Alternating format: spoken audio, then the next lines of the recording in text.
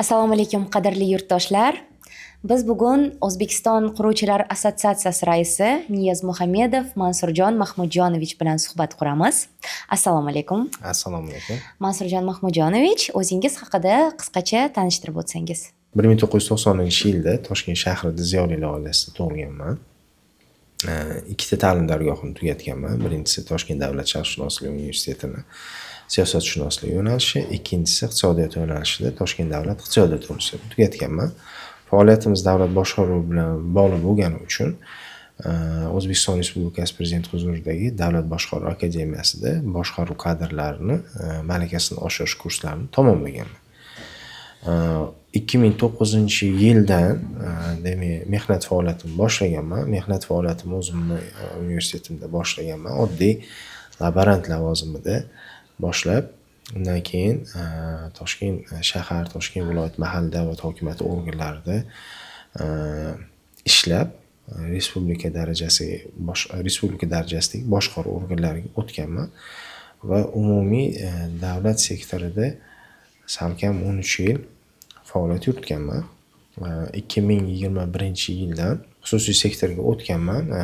Asosan shu qurilish sohasidagi biznesga o'tib, birinchi faoliyatimni Nazarov Rahimboyev Group kompaniyasida boshlab, o'ta ma'muriy direktor bo'lganman. Undan so'ng o'zimni mana endi davlat sektoridan chiqqanimdan keyin qilolmagan hobbilarim bo'yicha ba'zi bizneslarni boshlaganman, boshqaruv kompaniyalarimiz bo'lgan. Undan tashqari chorvachilik bilan orada shug'ullandim, hobbim bo'lgan, juda ham yaxshi ko'radigan soham bo'lgan. Undan keyin mana hozir u hobbilardan tashqari Murod Buildings kompaniyasini bosh direktor o'rinbosari lavozimida ishlab, hozirgi kunda O'zbekiston Quruvchilar assotsiatsiyasi raisi lavozimida ishlayapman 2025-yil aprel oyidan. Hozirda O'zbekiston Quruvchilar assotsiatsiyasida nechta xodim faoliyat olib bormoqda? Ularni qanday shakllantirdingiz va tajribasi, bilim darajasi qay darajada? Hozirgi kunda 11 ta ish o'rni yaratdik. 11 ta ish o'rni, u demak ma'muriy boshqaruv xodimlari bilan servisgacha, misol uchun umumiy 11 tacha ish o'rni yaratildi. Endi ochiq gap aytaman, bu misol uchun sir emas. Butun nafaqat biznes, balki davlat darajasida ham salohiyatli kadrlar juda ham defitsit deb o'ylayman. Mana hozir salkam 6-7 oy bo'lgan bo'lsa, men bu yerda ishlayotganimga bir nechta boshqaruv xodimlarini oldik. Lekin talabimizga javob bermayapti. Nima uchun? Chunki ular o'zini yo'nalishining generallari bo'lmasa, tadbirkorni muammosini ko'rib, bilib, uni tahlil qilib, orayotgan joyini tadbirkor ba'zida bilmasligi ham mumkin. Hali soha rivojlanyapti-da. Aytaylik, mana biz o'zimiz yo'nalishimizda o'sha quruvchi endi foydam shunaqa bo'lar ekan. Vaholanki bir dona to'g'ri yechilgan bir tizimli masala uni daromadini karra-karra oshirib yuborishi mumkin-da. U daromadi oshgani oqibatida men endi davlat sektoridan chiqqanim uchun ikki yo'ni foydasini ko'zlashga nima desam bo'ladi. Xohlasam, xohlamasam shunaqa bo'lib qolganda, ya'ni u daromadi karra-karra o'sgandan keyin foyda solig'i orqali davlatga kirib keladi shu pullar. Demak, shunaqa holatlarda bu narsani ko'ra biladigan kuchli generallar kerak bo'ldi menga. Hozirda Xudoga shukr, asosiy misol uchun demak Quruvchilar assotsiatsiyasining o'zini tashkiliy tuzilmasi bor. Unda asosiy hozir 3 ta eng nima deydi, lider departamentlarni tashkil qilganmiz, ya'ni analitika va analiz, metodologiya ishlab chiqaradigan departamentimiz, texnik departamentimiz bor va xalqaro tajribani misol uchun o'rganib, raqamlashtirish, investitsiya oqimini kuchaytirish uchun alohida bu yo'nalishga departament qo'ydik. Hozirda bu departamentlarimga Xudoga shukr, yaxshi general, sohada ishlagan, amaliy tajribasi bor, faqatgina nazariya bilan o'tirib qolmagan, ya'ni bu yoqni ham aytganimdek daryoni bu yog'ini ham ko'rgan, u yog'ida ham bo'lgan insonlarni dan shakllantirdik jamoani. Xudo xolasa mana haligacha endi buni rahbarlarni olib keldik. Endi xodimlarni sekin-astalik bilan to'ldirish bilan shug'ullanyapmiz. Sinov muddatidan o'tganlari qoldi, o'tmaganlarini endi hali ham izlanishdamiz. Umuman olganda assotsiatsiya nima uchun kerak? Uning missiyasi va maqsadlari nimalardan iborat? Assotsiatsiyani asosiy missiya va maqsadi ochiq gap, baribir inson baribir o'sishi kerak ekan. Birinchi 2021-yil boshida uni missiyasi va asosiy maqsadi faqat quruvchilarni himoya qilishdan iborat deb o'ylagan. Shunaqa missiyasi deb tashkil qilingan. Lekin bizni baribir yillar davomida inson o'sar ekan, o'zi doim aytadi-ku, talaba bo'lib, ilmi tolib bo'lib yurishing kerak deydi-yu. 2025da ozgina shu 5 yillik tajriba o'zini so'zini aytdimi, biza hozirda assotsiatsiyani asosiy missiyasi jadada tilda qilib aytadigan bo'lsak, 3 ta sektorga xizmat qilish. Ya'ni qaysi ma'noda? Qurilish sohasida 3 ta subyekt bo'lsa, bu quruvchi, regulyator, davlat boshqaruvchi va oxirgisi xaridor, aholimiz, ya'ni vatandoshlarimiz bo'lsa, potrебитель, iste'molchi. Mana shu 3 ta sektorga xizmat ko'rsatishni maqsad qilib oldik va buning maqsadimiz 3 ta sektorga xizmat ko'rsatamiz. Faqat quruvchini to'g'ri aytsa yoki noto'g'ri aytsa yugurib borib davlatdan mana bu narsani ber, bizga mana bu narsani bermas. Yo'q.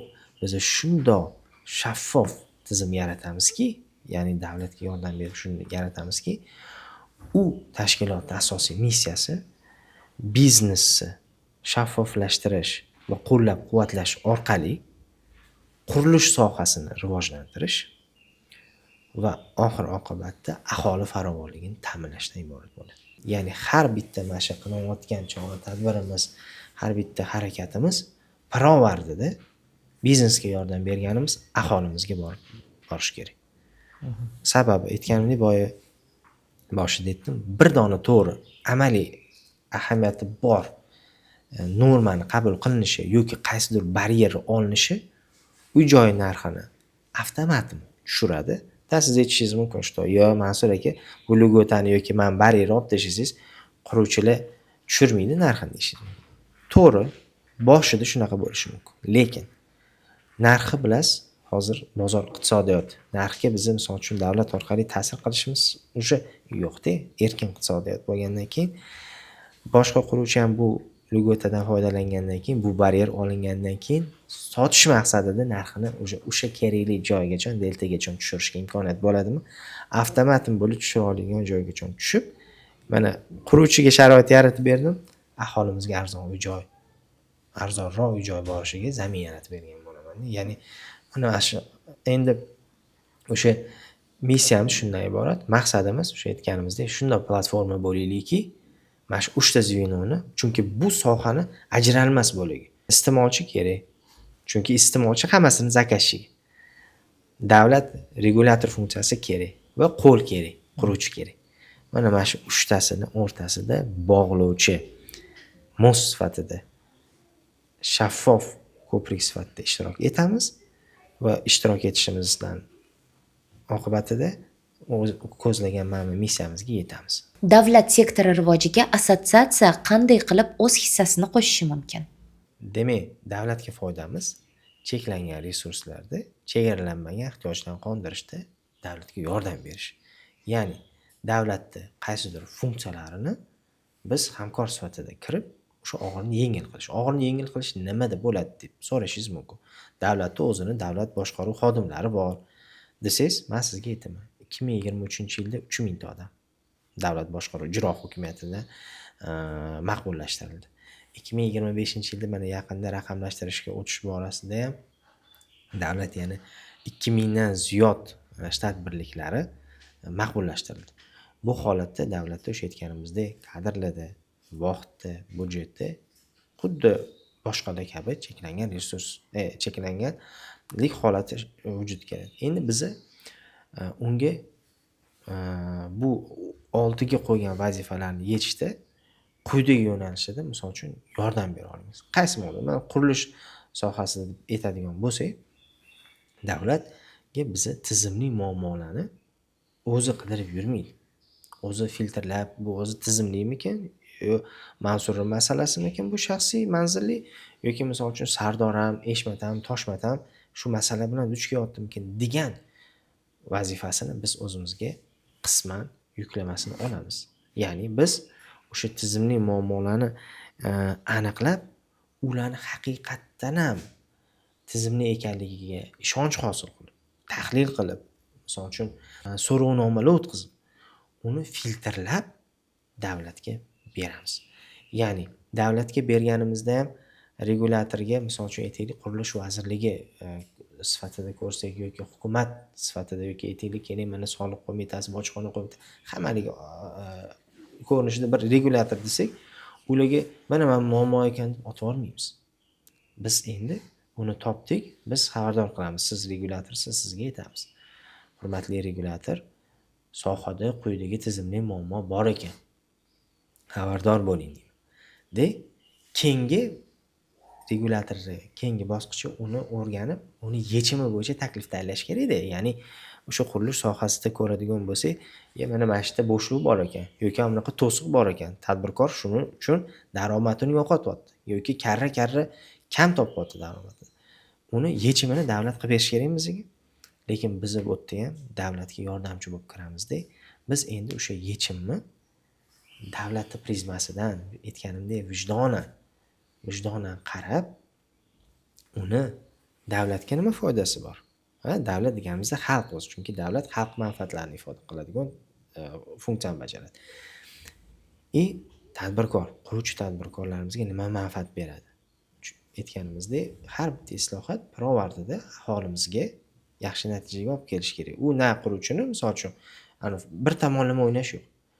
Mana o'sha narsani biz davlatga yechimini ham o'zimiz olib kelamiz. Bunga ham bilasiz, bir dona xodimni, misol uchun, hozir Toshkent shahrida ushlash, misol uchun, salohiyatli xodimni 15-25 milliongacha, misol uchun, oylik ajratish kerak. Kamida. U bonus deymiz, boshqa narsa qo'llab-quvvatlash emas. O'sha funksiyalarni davlatdan biz yuklamasini olamiz. Undan tashqari nazariy va amaliyot uyg'unligini shakllantiramiz. Sababi, men keling davlatni misol uchun xodimlarini amaliyotdan yiroq deyishdan yiroqman. Men o'zim davlat xizmatchisi sifatida o'zimni aytaman. O'zimni misolimni aytaman. Sababi, men ham kichkina vaqt ishlaganim yo'q. Xuddi boshqaruv lavozimlarida ishladim. O'zimdan kelishim aytdim. Daryoni bu yog'ida, mana bu yoqda amaliyotdagi muammoni haqiqatdan ko'ra olmasa ekan, nazariya bilan amaliyotni uyg'unligini qilishdi, bir-biriga bog'lashdi. Davlat mana har xil biznes uchrashuvlar, yig'ilishlar, davlat boshqaruv organlari, prokuratura organlari, huquq muhofaza qiluvchi organlar va boshqalar hamma tadbirkorga yordam berishga harakat qilyapti. Bu yerda biz o'sha narsani, davlat o'sha funksiyasini yengillattirib, hurmatli davlat regulyator, biz o'zimiz mana muammoni aytaylik, Sardor bilan, Mansur bilan, Eshmat bilan, Toshmat bilan, Nigina bilan o'tirib topdik. Va buni yechimi quyidagicha ekan. Xalqaro tajribani o'rgandik, tahlillar qildik.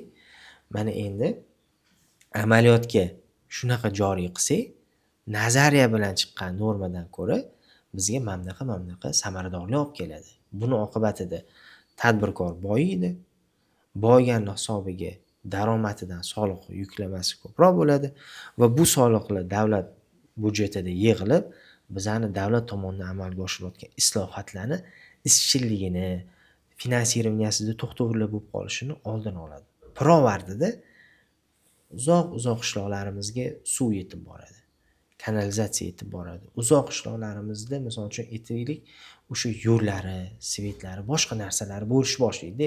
Nafaqat Toshkent rivojlanadi, balkim boshqa viloyatlarimiz ham asta-sekinlik bilan qad rostlaydi. Chunki aytadi, ko'rpangga qarab oyoq. O'sha ko'rpani uzaytirib beramiz.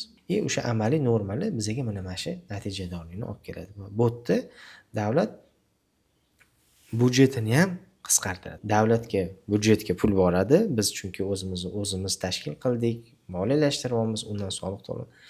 O'sha funksiya mana bemalol davlat sekin o'zini keyin funksiyasini maqbullashtiradi, shtatlarini maqbullashtirib boraveradi.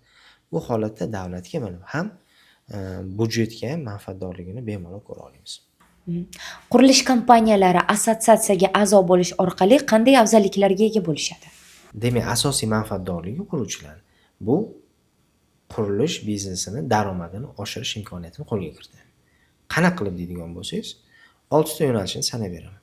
Ya'ni birinchisi, qurilish kompaniyalari assotsiatsiyaga a'zolik orqali ular a'zoligi ortidan ular uchun tahlil qiladigan, ular uchun o'rganish o'tkazadigan, ular uchun vazirlik idoralarida misol uchun muzokara o'tkazib, zashita ularning huquqlarini himoya qilib, manfaatlarini ilgari suradigan tayyor jamoaga, mutaxassislarning jamoasiga ega bo'ladi. Ya'ni back office va front office'ga ega bo'ladi. Va ular bu yoqda qurilish o'zini yo'nalishida ketaveradi, bu yoq haqida o'ylamaydi. Regulatorlarni, misol uchun imkoniyatni ochib berishlari yoki oldidagi turgan baryerlarni olib tashlashlarini o'ylamaydi. Misol uchun biladiki, bu narsalar yoki 1 yilda yoki 1,5 yilda tayyor qilib olib chiqiladi boshqa ofisim tomonidan va u menga ertaga daromadimni oshirishga olib keladi. Bu birinchisi. Ikkinchisini aytadigan bo'lsak, hozir yuqorida aytdik-ku, sohada mutaxassis kam. Generallar juda ham kam-da. Misol uchun aytaylik, o'sha starshий ofitserskiy sostavlar, generalskiy sostav juda ham kam. Endi u mutaxassislarni yoki pulga nanimat qilishing kerak yoki misol uchun topa olmaysan. Bu yerda assotsiatsiyada soha mutaxassislari yig'ilgani uchun assotsiatsiyaning soha mutaxassislarini konsultatsiyalarini soha qirib ketyapti, nimalar kutyapti degan narsalarda, qanaqa tahdidlar turibdi, qanaqa imkoniyatlar ochilishi mumkin degan narsalarni soha mutaxassislaridan misol uchun olish mumkin bo'ladi. Uchinchi asosiy yana misol uchun daromadni oshirishga bevosita ta'sir qiladigan narsa bu eksklyuziv ma'lumotlar. Eksklyuziv ma'lumot nima? Mana chiqyapti turli xil misol uchun aytaylik, hattoki blogerlar ham har xil ommabop nima deydi, xabarlarni edit qilishga harakat qilishyapti. Biznesga mana chiqdi, da. Lekin back office bu uchun ishlayotganda nima chiqayotganligini, ya'ni sohada qaysi ovqat etaylik pishayotganligini biladi va qachon suzilishini biladi. Oddiy jaydar tilda deb aytadigan bo'lsak, ya'ni o'sha chiqayotgan imkoniyatga yoki etaylik chiqayotgan qanaqadir maqbullashtirish yoki qanaqadir holatlar bo'ladi. Ba'zi normalar nazorat qilish funksiyalarini oshiradi. Rag'batlantirish emas, nazorat funksiyasi. Bu holatga tayyorgarlik, ya'ni o'shani ichida bo'lganidan keyin u narsaga biznesni ta'minlaydi. Chunki biznesda eng asosiy zaruriy elementlardan bittasi bu informatsiya, ya'ni ma'lumot. Informirvan вооружен. Bez informatsiya, misol informatsiyasiz, ma'lumotsiz, misol uchun biznes ilgariga yurmaydi. Endi 4-chi qaysi yo'nalish desangiz, daromadni oshirishga qaratilgan u bevosita networking va hamkorlik imkoniyatlari. Ya'ni bu platformada endi networking borib bitta taqdimot bilan emas. O'sha mana platformaga a'zo bo'lganingda o'sha botga kelgan odamlar aqlan tayyor bo'lib, ya'ni men siz bilan hamkorlik qilsam daromadim kamayib qolmaydi, lekin daromadim kamayib qolishdan qo'rqmayman. Naborot, siz bilan hamkorligim, networking, tajriba almashishim meni yanada kuchliroq qiladi va biz siz bilan misol uchun bu bozordan tashqari boshqa bozorlarga ham chiqishimizga imkoniyat yaratiladi. Bu holatda misol uchun siz bilan hamkorlikning ortida men siz qilgan xatolarni qilmaslik oqibatida men yana ham tezroq rivojlanaman. Siz ham xuddi shunday. Men ham sizga o'sha narsani bo'lishaman va bu oxir oqibatda Provartda networking ortidan, hamkorligimiz ortidan biz yana ham tezroq o'samiz. Sababi inson zoti bor ekanki, taraqqiyotini qarasangiz, qancha ilgari ketish xohlasa, qancha katta maqsadga erishaman desa, ular jamoalashavergan. Oldin inson bir o'zi bo'lgan, keyin sekin qabilalar, jamoalar keyin nima davlatlarga aylandi, davlatlar xalqaro tashkilotlar bo'ldi.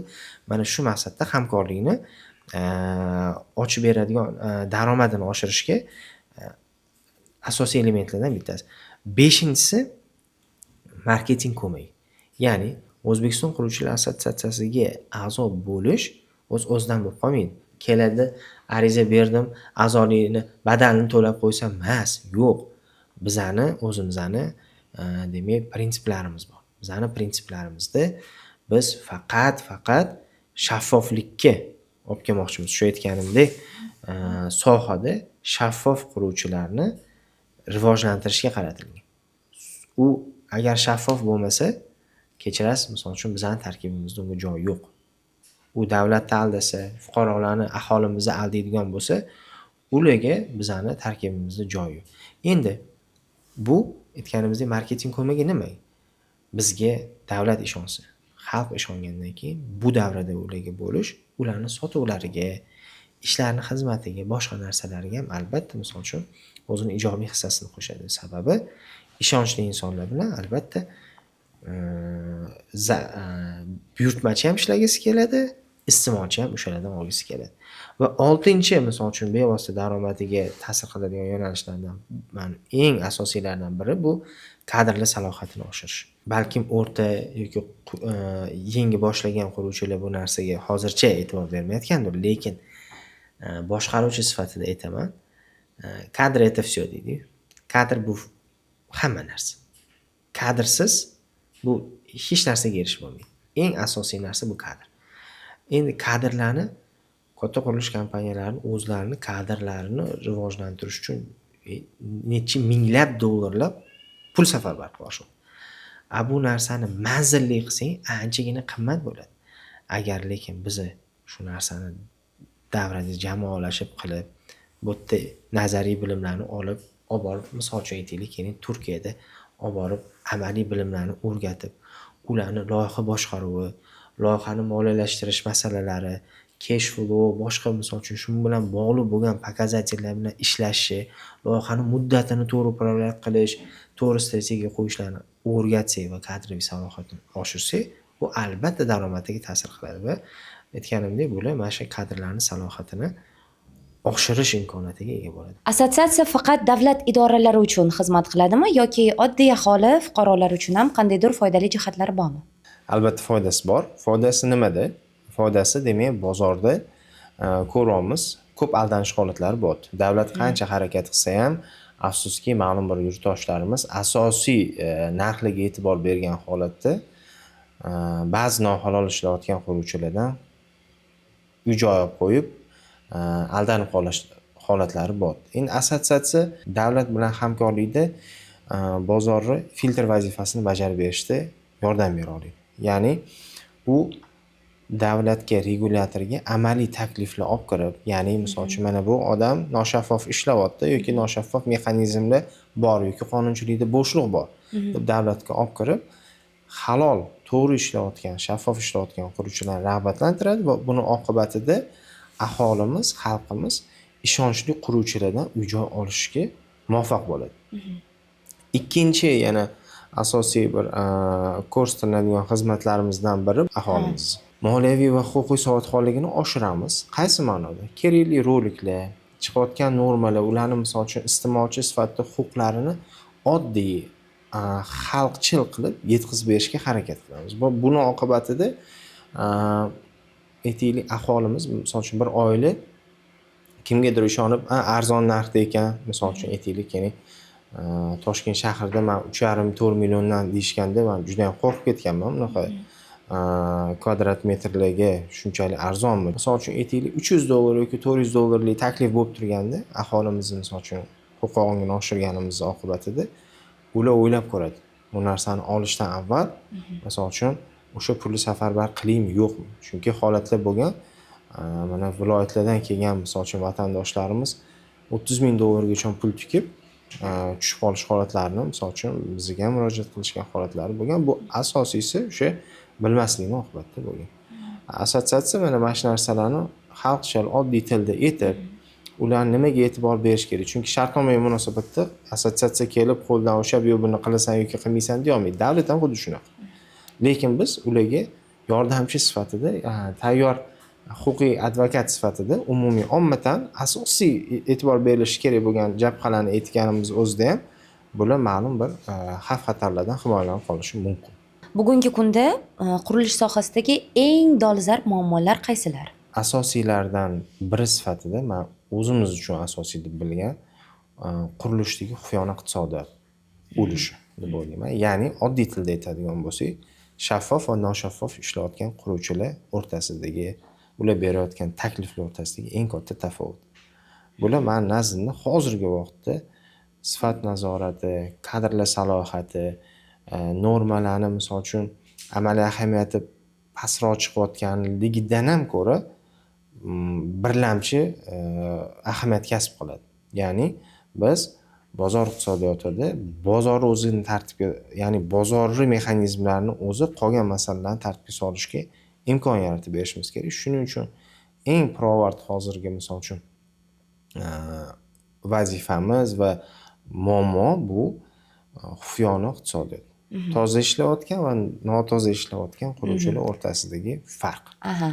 Aynan shu xufiyona iqtisodiyotni bartaraf etish uchun assotsiatsiya qanaqa tashabbuslar ko'rsatmoqda? Qanaqa bajaratsa bo'ladi? Kim shaffof ishlayapti, kim noshaffof? Oddiy xalqchil qilib aytadigan bo'lsak, shaffof ishlayapti degani bu davlatni ham, davlat bu o'zi xalqni ifoda etadigan strukturada, xalqni ham, davlatni ham aldamayotgan. Ya'ni o'z vaqtida soliqlarni to'layotgan, ish o'rnlarini yaratayotgan, davlat tomonidan qabul qilingan shaharsozlik norma qoidalariga amal qilib, qurilishini olib borib, keyin tayyor mahsulotni, ya'ni uy-joy ko'rinishli tayyor mahsulotni xalqimizga taqdim qilayotgan shaffof quruvchilar nazarda tutiladi.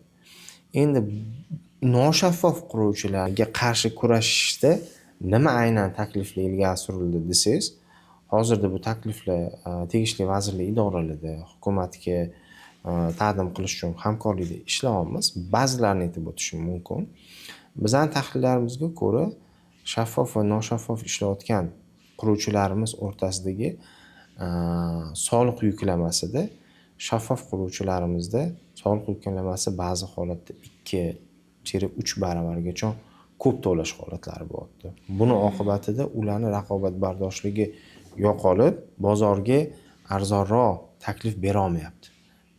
Buni oqibatida noshaffof sektorda ishlayotgan quruvchilarimizni foydasi ko'proq bo'ladi. Soliqqa aylanib o'tish holatlari bo'lgani uchun, boshqa holatlar bo'lgani uchun ular foydasi aytganimdek 2 baravarga, undan ziyodga ham ko'payib ketyapti, ya'ni noshaffof ishlayotganlar. Biz shuning uchun hozir buni tahlilini o'tkazdik. Tegishli takliflarimizni, ya'ni shaffof quruvchilarni, biza kontrolni funksiyani kuchaytirish, jazolash bilan emas.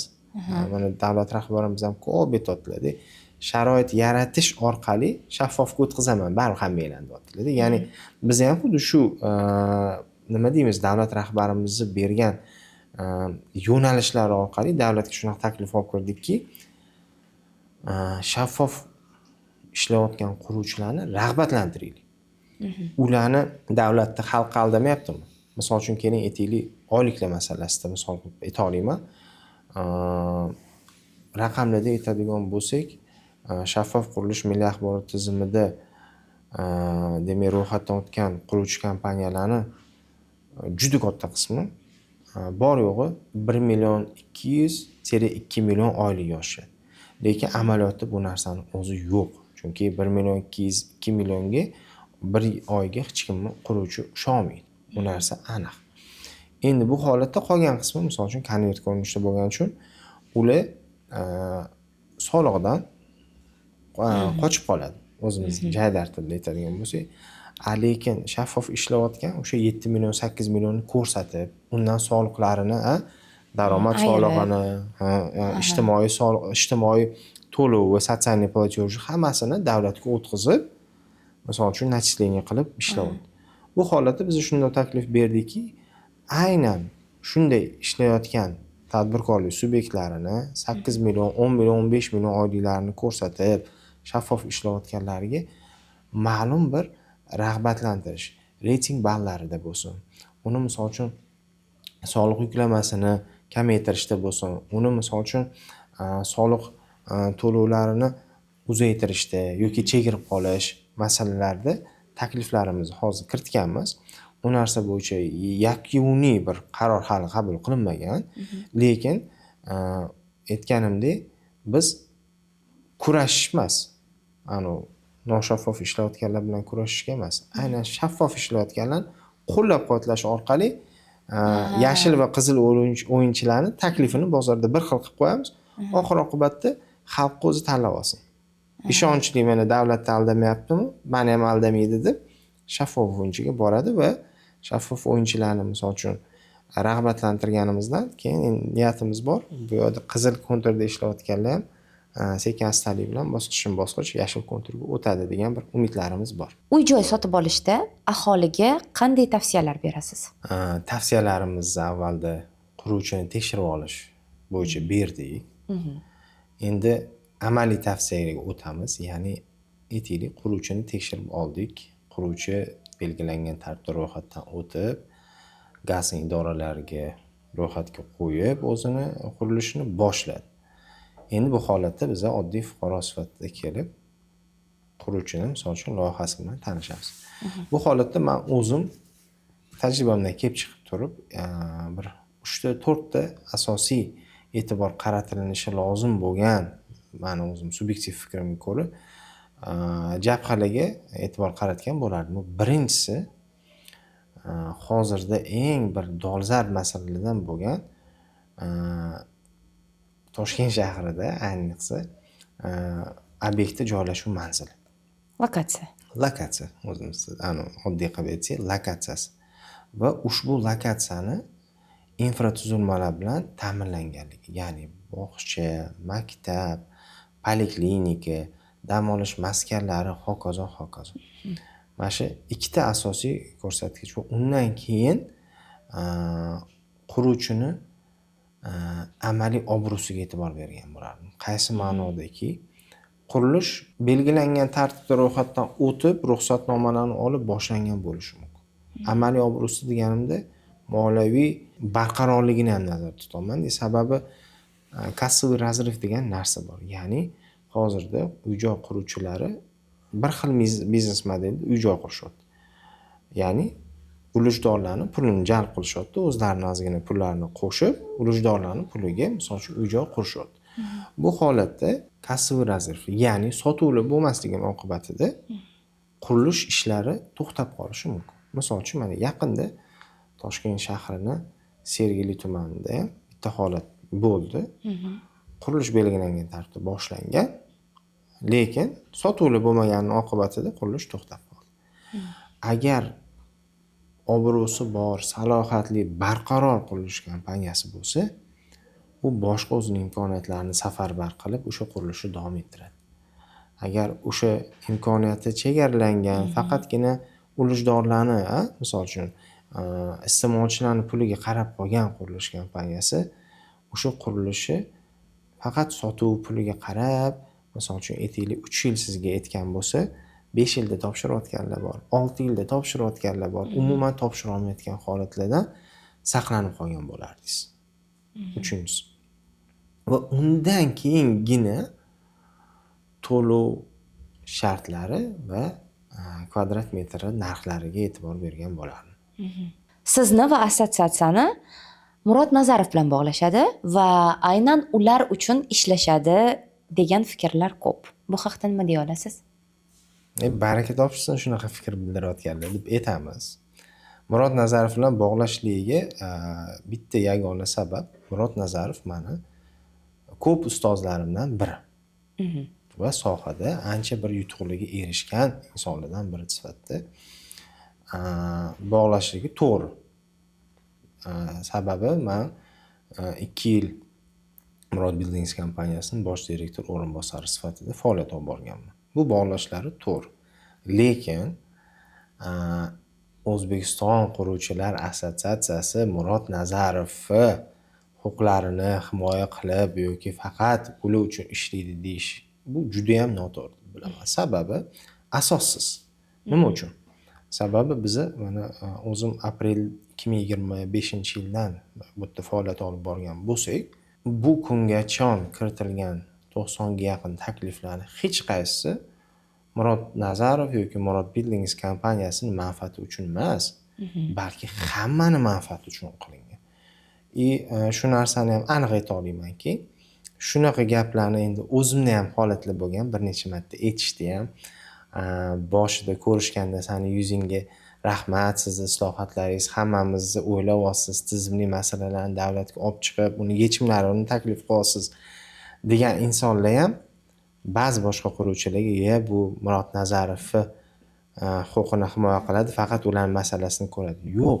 Murod Buildings kompaniyasi bilan aloqalarimiz yaxshi. Nima uchun? Sababi biz ulardan muammolarni olamiz. Tizimli muammolar. Biz nimaga hamma quruvchilarga aytamiz, ey birodarlar, kelinglar birlashaylik. Sizlarni dardinglar boshqani ham dardi bo'lishi mumkin. Chunki soha bitta. Soha bitta. Shuning uchun fursatdan foydalanib nima degan bo'lardi?